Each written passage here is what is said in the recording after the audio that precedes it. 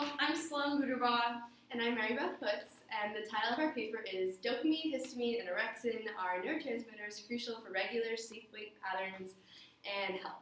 So we decided to study this topic because there's not only is there a lot of new and interesting research in this topic specifically, but we were just really interested in sleep and figuring out what is the biological and neurological basis of sleep. So we know that sleep is a conserved behavior across all mammals and almost all organisms, which makes it a fascinating topic to at least try to understand. And it gives us there are a lot of different model organisms that we can study. Two of those that we'll see a lot in our papers that we have written about in our literature review are the mouse, the rat, and fruit flies. They're both great organisms to study. And then we also really were interested in sleep because it's such an important behavior for humans, and sleep is so implicated in a lot of issues with like poor health outcomes that we'll talk about later with the different sleep disorders.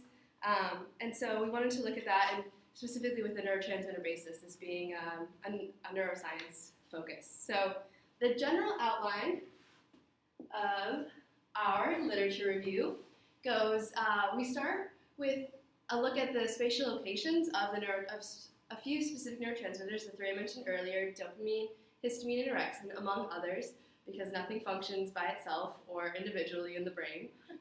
So we wanted to look at the different spatial locations, what parts of the brain, what regions of the brain, how they interact, how those neurotransmitters specifically interact in the brain to get this sleep behavior or a lack of sleep behavior. And then we look at the different neurotransmitters and their specific mechanisms. So we look at how they actually interact in those specific brain areas. And then we conclude our literature review by looking at different sleep disorders. So a few of them we'll mention, but one of them is insomnia, which is greatly implicated in poor health outcomes for humans especially. But we can study those in animal models, which we will see.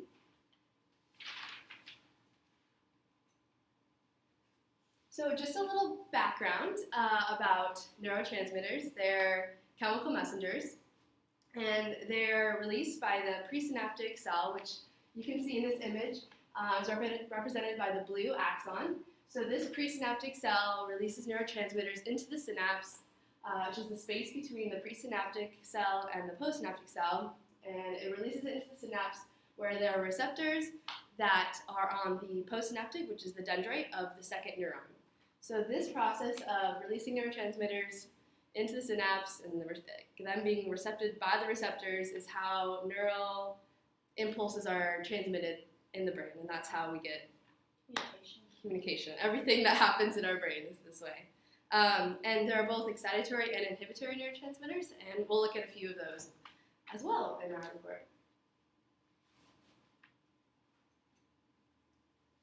Okay, so the first theme, I guess you could say, of our literature review is looking at the spatial location of the neurotransmitters. So the first neurotransmitter is dopamine. So we know that based on current research that dopamine is generally accepted to play a pretty big role in maintaining wakefulness and inhibiting sleep. It's both slow wave sleep, SWS, and REM, rapid eye movement sleep, REM sleep. And so when I was looking through all of the data, we found a lot of different studies and experiments that showed a connection to the ventral tegmental area, or the VTA. This is located in the midbrain, as you can see in this image right here, and it's close to the substantia nigra. The ventral tegmental area is actually associated with the reward system as well as sleep, and there was one paper that I'll describe that showed this connection between sleep and reward, which intuitively almost makes sense. So we think like reward to sleep is a type of reward in our lives. So the research team under Luis Lucia identified specific neurons in the VTA, and they found that when the mice awoke, these dopamine neurons in the VTA became more active, and they stayed active for the duration of wakefulness. And then when the mice started to fall asleep, the dopamine neurons slowly became more inactive and became even more inactive the longer the mice were asleep. Then using chemogenetic and ontogenetic tools, they activated the neurons, those dopamine neurons in the VTA, and they saw that the mice stayed awake for longer periods of time than they normally would, and when, like, as compared to the control group, whose the dopamine neurons in the VTA were not activated. And then they also saw the opposite, that when they inactivated those dopamine neurons, they saw that the mice were sleeping for periods of time, extremely long periods of time that wasn't normal for the mice to be sleeping, wasn't normal compared to the control. So taken together, these results show that dopamine neurons in the VTA when active cause wakeful behavior, and when inactive cause rest or sleep. And then another important area is the substantia nigra pars compacta, or the SNPC. It's located in the midbrain, so this is a very close region. And the dopamine neurons in the SNPC are implicated in sleep regulation, as well as the VTA. One of those experiments was done by Lima and Anderson, and they showed that a 50% reduction or a 50% lesion, which is basically they did it to remove the dopamine neurons in the SNPC. They saw that slow wave sleep came more quickly, and this is a finding that's consistent with the Lucia paper, because it shows that a removal of dopamine neurons causes sleep. So slow wave sleep came more quickly. Alrighty. Next we have histamine. So the histaminergic system is located exclusively in the posterior hypothalamus, specifically in the tuberomammillary nucleus, or the TMN. It's quite a mouthful. Histamine has a wake promotion effect. We can kind of think of this in terms of when you take an antihistamine, it has a side effect of being drowsy. So it's an easy way to see in real life how histamine definitely causes wakefulness. So we wanted to explore it more. How does it control it? Where does it control it in the brain? There was one study that showed the connection between the TMN and another brain part called the ventrolateral preoptic nucleus, or the VLPO. And this was seen in an experiment by Liu and his colleagues, where they gave a microinjection of histamine to the VLPO of rats and saw this increased behavior of wakefulness and activity, just again adding to the evidence that this area specifically and this neurotransmitter contribute to wakefulness in the brain.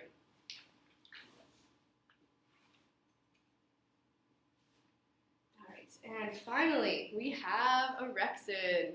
So orexin is actually a neuropeptide. You can see by this structure, I don't know if you've noticed in the past slides, but they've just been very simple molecules, chemical messengers, but this is actually a protein, it's a peptide, so it's called a neuromodulator, neuropeptide, but it still functions in a similar way to a neurotransmitter.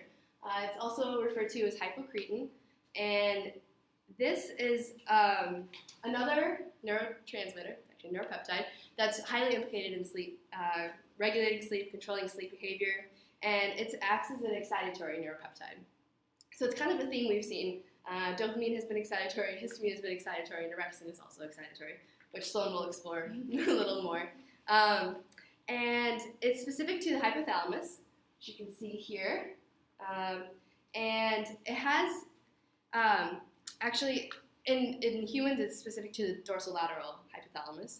But obviously you can't do a lot of these experiments in humans, so most of it's just studying the hypothalamus of rats, for example. And then there are also dense projections to the locus coeruleus, or the LC. And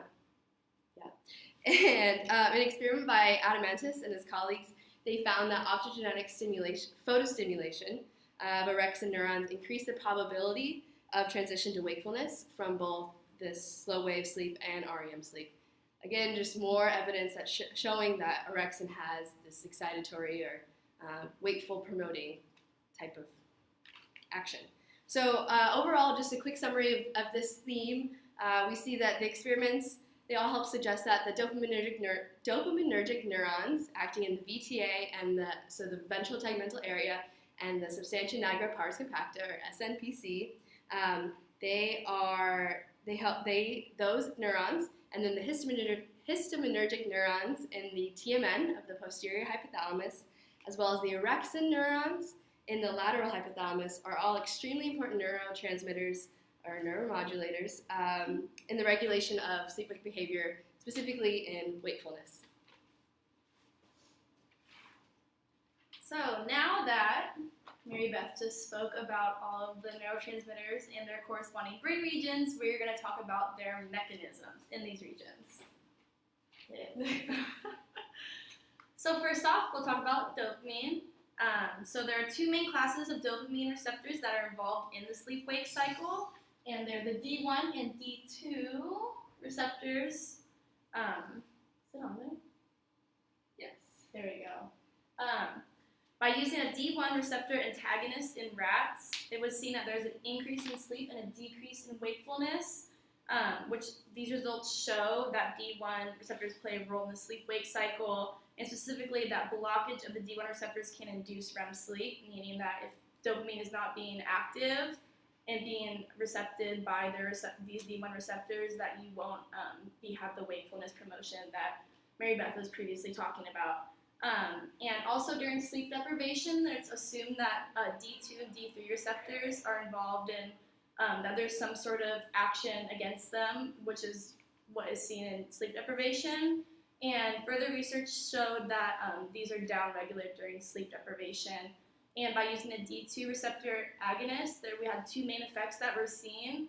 During large doses, there was an increase in waking and a decrease in the slow wave sleep and REM sleep. Whereas with low dosage, there was a decrease in waking and an increase in the sleep. So as far as the D2 receptor agonists go, that amount of binding and dopamine present for those is dosage affected, dependent on that. So now that we've looked at the dopamine receptors, we're going to look at actual effects of dopamine once it's released into these synapses. And so what was done was researchers, Coombe and colleagues, observed behavioral changes in a mutant Drosophila fly, known as, referred to as Fumin flies. And after further research, including genetic mapping, molecular analysis, and phenotype rescue, they found that these flies have a mutation in the dopamine transporter gene. And this is known to be involved in removing dopamine from the synapse after it is released. And so you would wonder, what was the effect of having more dopamine in the synapse of these flies? And it would be that there was increased activity with reduced amounts of sleep. And what they really did see was these flies essentially had a sleepless phenotype. So it strongly shows the effects of that. And furthermore, these results show that regulation of dopamine is important for sleep-wake cycle to function properly, dosage dependent, and it does promote wakefulness. Looking at our next neurotransmitter, we have histamine, specifically looking at, once again, we'll start with the receptors, the histamine H3 receptors effect on sleep.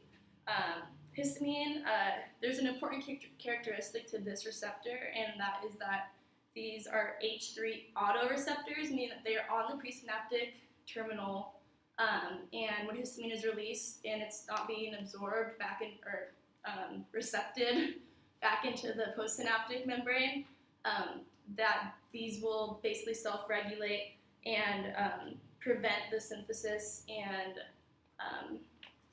release of more histamine being back into the synapse, and they do this by suppressing dendritic calcium-mediated prepotentials, as well as blocking calcium channels important for neurotransmitter release, as we know.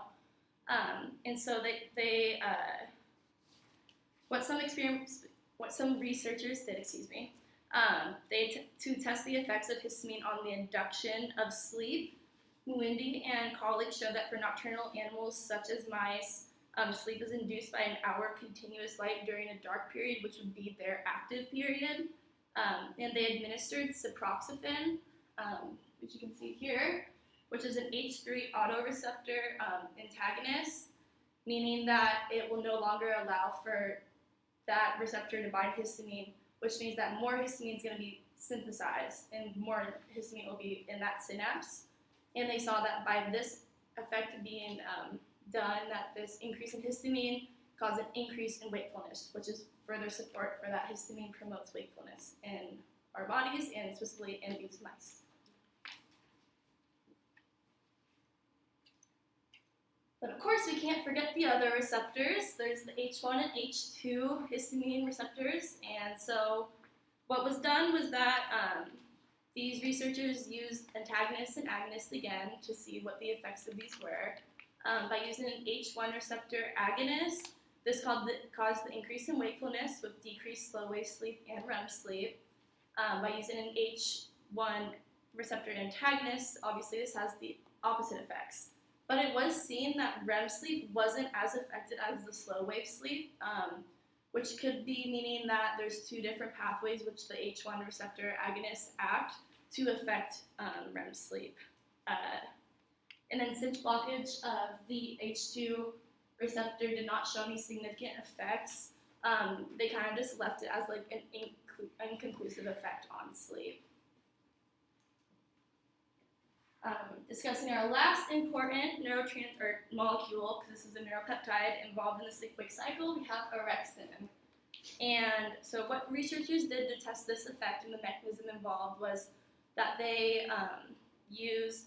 blocked the orexin 1 and orexin 2 receptors during the active phase of the subject's circadian rhythm. And they used 3 different subjects. They had the mouse, dog, and humans. And they saw that by doing so, there was an induced sleepiness that was seen in all of these patients or subjects. And they also used electrophysiological recordings of all of these subjects, and these all showed signs of REM and non-REM sleep, which further supports that orexin is important for wakefulness. So to see what the direct effect of orexin being administered, there we go. They wanted to see what happened when orexin A is directly administered into these subjects. And so what they did, by doing so, they found that there was an increase in the awake state with a decrease in the REM and non-REM. And by using immunohistochemical techniques, they were able to identify another brain area in the cat that's extremely innervated by orexin neurons, which you also spoke on before, which is the lateral dorsal tegmental nucleus. And so what they did was they administered orexin A directly into this area, and they saw that the cats experienced more time in wakefulness as the dosage of orexin A increased. So there was a positive correlation found in the study, but it had the same effect as rats, once again promoting wakefulness. We'll beat that now. Next, we're discussing the disorders that are created when regulation of these neurotransmitters and neuropeptides goes wrong in humans. So to start, narcolepsy.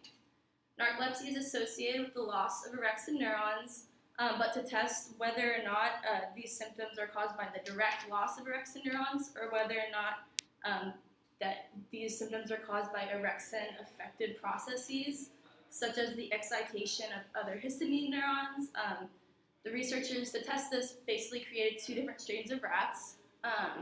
They had one that had, it was lacking the histamine decarboxylase, which is known to, it's a molecule that produces histamine, or it's involved in the synthesis.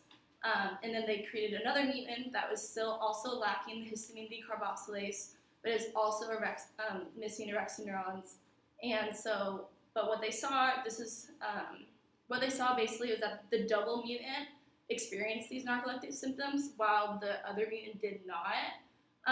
And this shows that obviously orexin neurons being present is important, and that histamine is more modulating the effects of the orexin deficiency. More research on narcolepsy. People wanted to see because this is also present in canines, and to find the disruption that's causing this narcoleptic symptoms in canines. Researchers know of this gene CANARC1 that's involved. It's a autosomal recessive trait that has full penetrance in canines. And so what they did is they identified it and they cloned this gene that encodes for the orexin 2 receptor, which is previously discussed, and this is a G-coupled protein receptor that has a high affinity for orexin. And by doing this, they found that by cloning it and putting it back into these canines, the effects by having this mutant with the orexin receptor 2, it's causing them to have obviously the similar deficiency of orexin neurons, and basically this is having the same effect as the mirror in narcolepsy. And so further treatment is involved in using some sort of gene modification to help affect replenishing the orexin neuron deficiency, or having receptor agonists that will allow them to save the phenotype, essentially.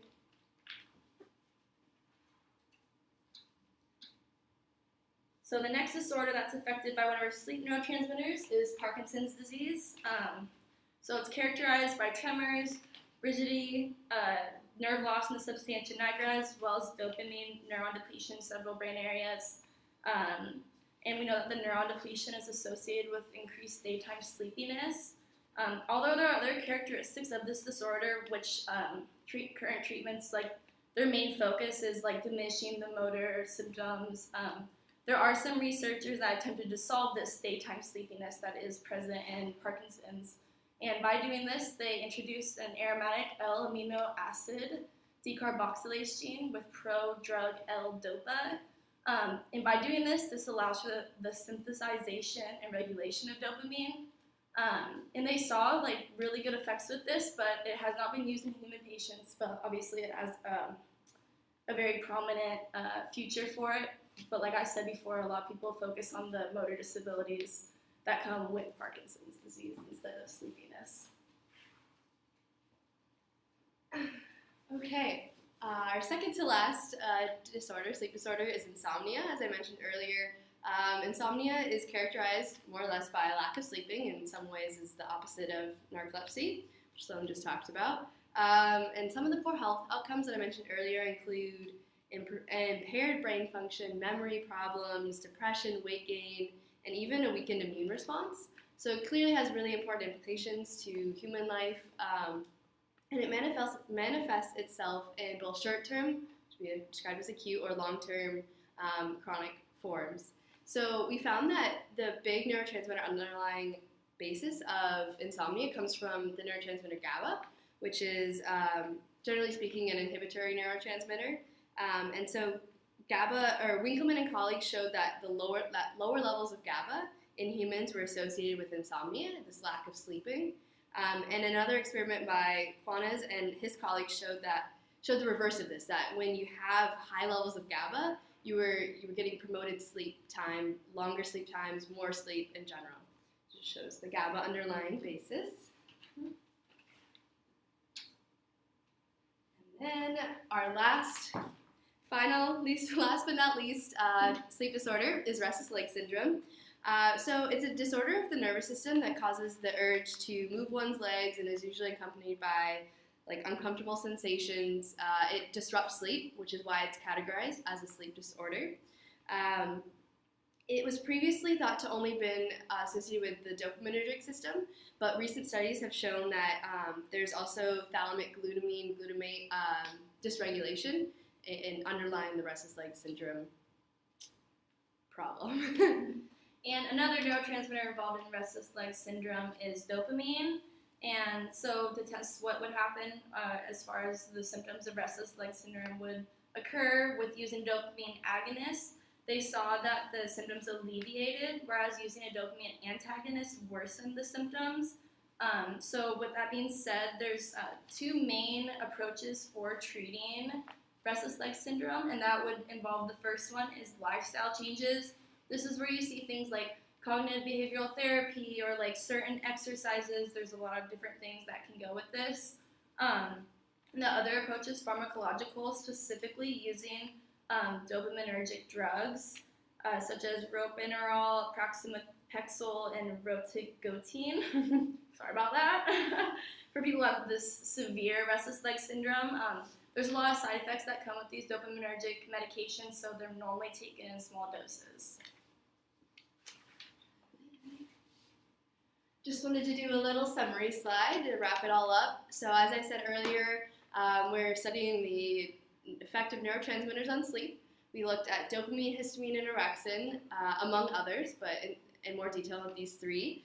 So dopamine is found, the dopamine neurons implicated in sleep regulation found in the ventral tegmental area, VTA, or the substantia nigra pars compacta, SNPC. The histamine neurons implicated in sleep are found in the TMEN, which is located in the posterior hypothalamus, and the orexin neurons are found in the lateral hypothalamus. Still wrapping it up.